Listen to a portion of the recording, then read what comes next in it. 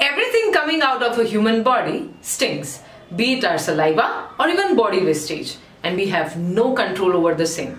But let me tell you, the words are the only thing which comes out of a human body, and over that we have a control whether that stinks or spreads fragrance. Well, choose right words when you are speaking to spread fragrance. Hey there, I am Nancy Shah. I am a trainer, public speaker, anchor, voiceover artist and founder of Speaker Circle. We started this initiative to help people improve their public speaking skills. We conduct our interventions online and now gradually offline as well. And you can also be part of it. All you need to do is fill up a Google form. You'll find the link of the form in the description.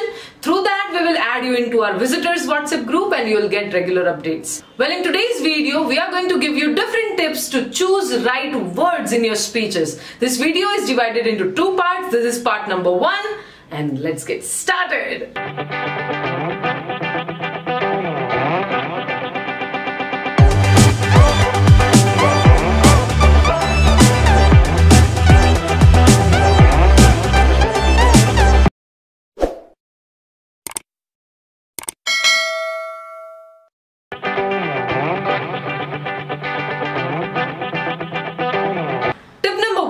Use shorter words than the longer ones. Well, this will help you pass on your message easily. It would be simple for understanding as well as it will be to the point. Let me give you a few examples of it. Instead of saying prior to, you can say before. Instead of saying demonstrate, you can say show. Instead of saying commence, you can say start or begin. Instead of saying in timely manner, you can just say on time. Instead of saying for the duration of, you can just say during. It's that easy. And you always have an option to select the shorter words over the longer words. Also note one thing, don't use only shorter words. You need some longer ones as well, but balance between both. The shorter ones, the better.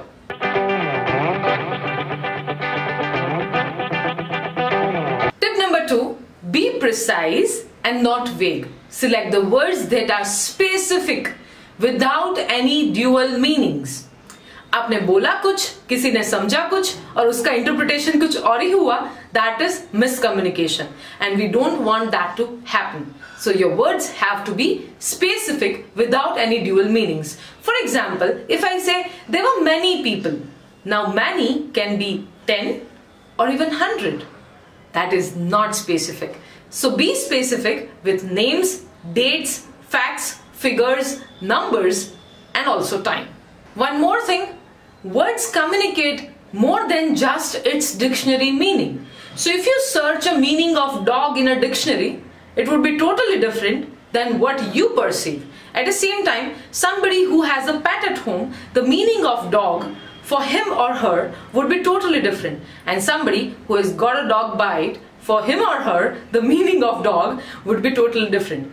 People have emotions attached with different objects, places or things. And whenever you communicate, you need to clarify what sort of meaning you want your audience to interpret. So be specific so that they can understand what you exactly mean. Let's take one more example when I'm showing you a conversation with Mansi and her mom. Let's get into it. Mom, I'm going out. Oh, where are you going? Oh, somewhere. Who are you going with? With someone. Okay, when will you be home? Sometime after dinner. So what message it communicates? Well, Mansi's mother will have no clarity about anything and it is completely a vague message for her. At the same time, she will not find it respectful. So be specific whenever you are talking.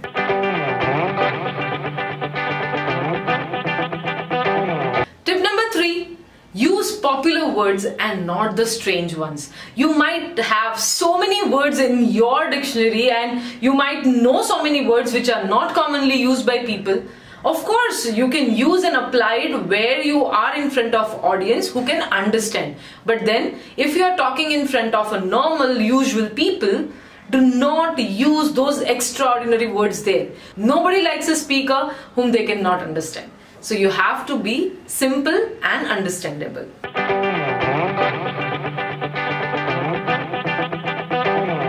Tip number 4, avoid using jargons and slangs.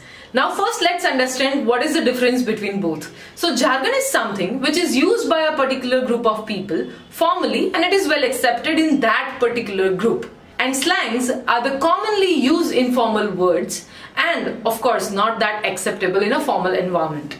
Now how to avoid them both and what impact does it create? Let's talk about jargons first.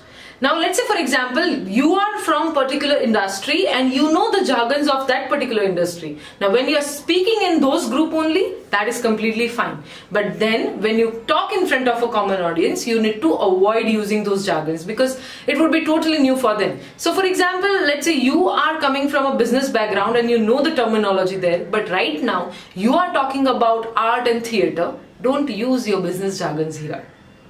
Second, use of slangs. So use of slangs is generally considered informal. You may have it in a casual conversation with your friend or family, but when you are speaking officially somewhere or you are giving a speech, try to avoid that.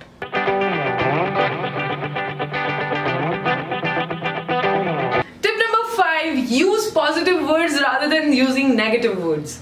Positive words create positivity, generates enthusiasm, energy and positive vibes, as well as the negative words do the otherwise. So we need to select the positive words. Let me give you some examples. Instead of saying why not, you can say sounds good. Instead of saying no problem, you can always say definitely. Instead of saying exhausted, you can say I need some rest. Instead of saying I might forget, you can say let me put a reminder for this. Instead of saying constructive criticism, you can just say a feedback. Yes, it's that simple. So use positive words than the negative ones.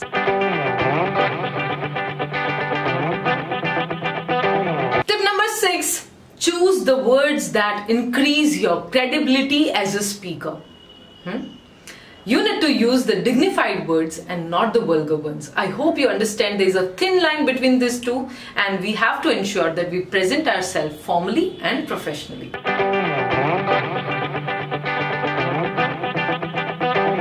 Tip number 7 and the last tip of this video is visualize with your words and not just describe it.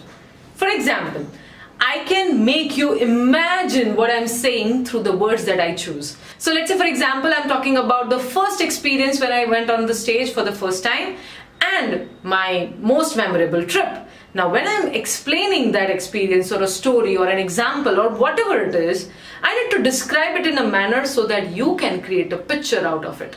Let me give you an example. So when I say pizza, you will have exact shape that is round and you will have an exact image in your mind.